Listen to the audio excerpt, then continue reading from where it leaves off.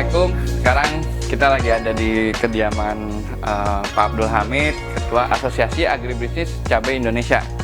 Nah, hari ini kita lagi mau diskusi tentang keresahan petani cabai, Wak. Ini petani harganya lagi jomplang, roket ke bawah. Sebenarnya sih bukan isu baru, Wak. Ini setiap bulan apa ini sekarang? September, Oktober, biasanya dari mulai Agustus, September itu pasti memang harga selalu rendah tuh, Wak. Ya kan? Mungkin kalau saya sih nggak lupa karena tahun lalu juga sama, Jadi sebenarnya bukan isu baru nih yang kita mau bahas, Wak. Gitu kan? Apa sih permasalahan yang sebenarnya di petani ini sehingga cabai murah? Kalau mahal nanti konsumen katanya berat belinya. Nah, kalau sekarang petani berat nanamnya. Padahal nih biasanya, Wak, ya, habis petani stop nanam, harga langsung bulat meroket.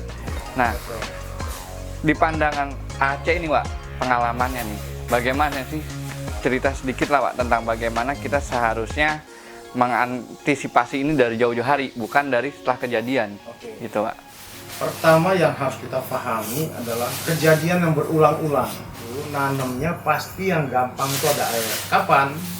Ya bulan 3 sampai bulan 5. Kalau bulan 5 kita tambah aja itu kan 4 bulan. Berarti kan bulan 9. Padahal kita mulai panennya mulai bulan-bulan 2, 3 itu yang mulai tanamnya. Itu pasti banyak. Harganya pasti nggak bakal naik. Pasti nggak naik. Fenomena yang terjadi sekarang adalah barangnya tetap banyak dan kalau normal pasti akan nggak mahal. Masalah sekarang ada distribusi ke kuliner nggak ada, distribusi ke restoran nggak ada, terhambat. Nah, jadi semakin banyak. Jadi kejadian biasa ini sebenarnya. Apa akibatnya? Harganya nyungsep. Bayangkan 3.000 cabai keriting coba. Nah, jadi ini memang harus diantisipasi. Tahun lalu juga kita sama masalahnya.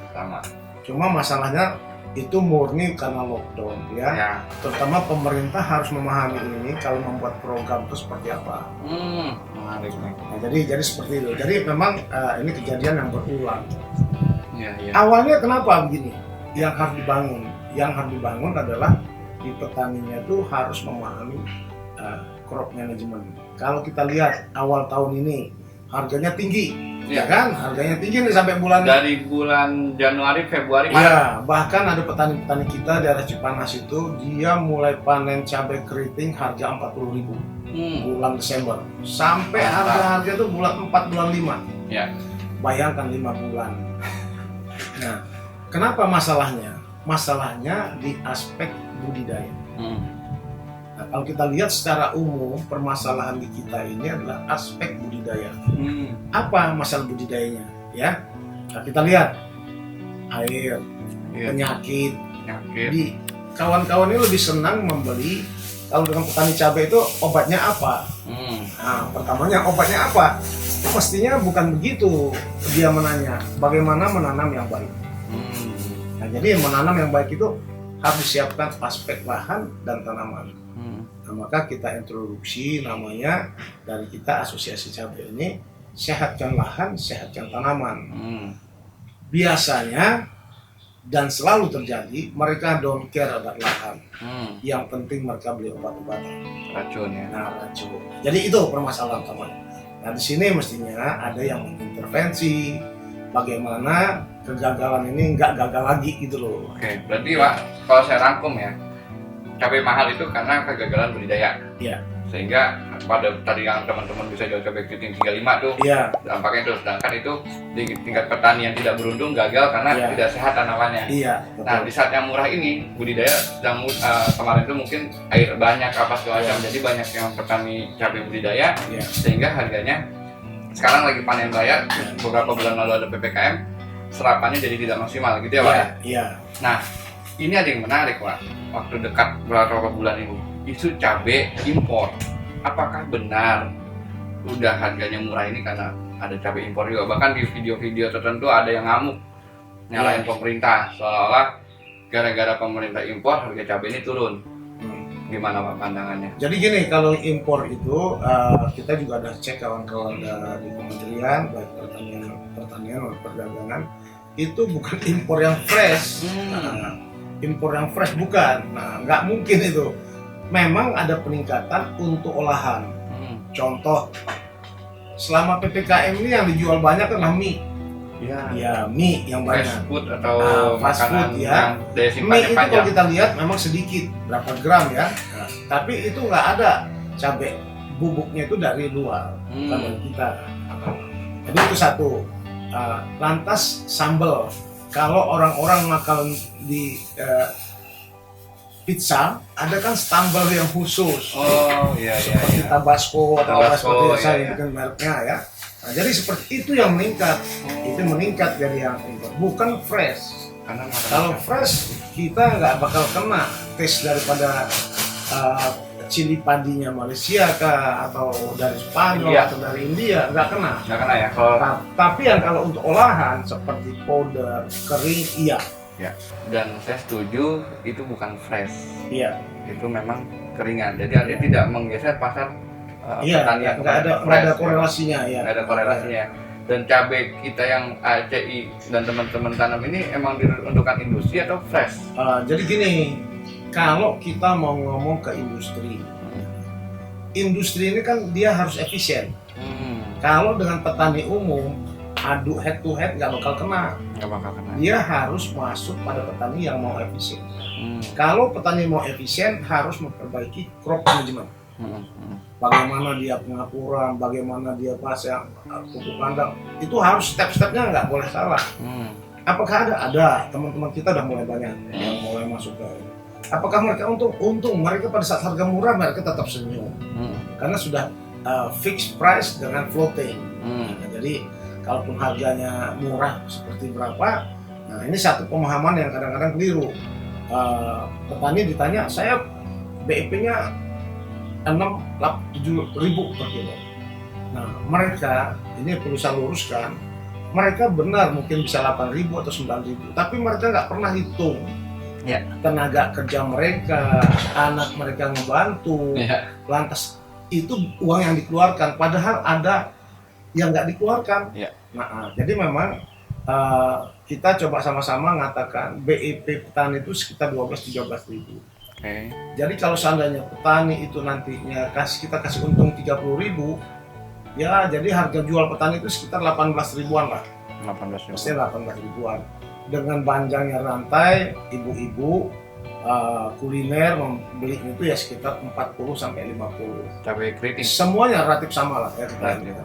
Jadi kalau seandainya di bawah itu udah murah kalau yang di pasar ya. Nah, kalau terlalu di atas itu juga mungkin sudah terlalu mahal. Nah, jadi itu. Cabai murah mahal. Sebenarnya kita lagi bikin ini sekarang konten di bulan September. Karena ini tanggal berapa? 16 September.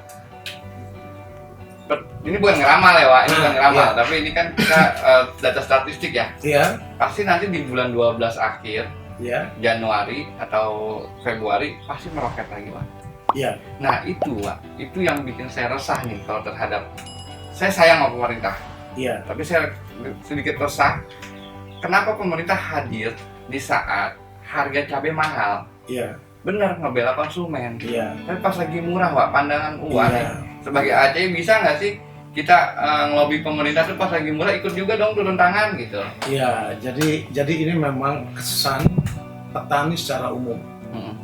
Bahwa memang pemerintah itu kalau mahal dia berduyun-duyun turun untuk menurunkan harga. Ini kalau kita berpikir sakit hati loh petani kayak gini, sakit hati. Nah, pada saat harga murah nggak ada yang datang. Dan ini bukan omongan saya, omongan semua petani. Ya, jadi omongan seperti itu. Nah, kami ACI ACI ini coba menjembataninya. Terakhir kita bikin bela beli petani cabai. Bela beli petani cabai. Ya, kita bikin bela beli petani cabai itu kita menjual dengan harga satu paket 55.000, itu kurang lebih harganya sekitar 14 ribuan. Yang mana ada 14 ribu kan kali 3 kan sudah 42. Kita kemas dengan bagus, dia dapat itu cabai yang bagus dengan harga 55 ya.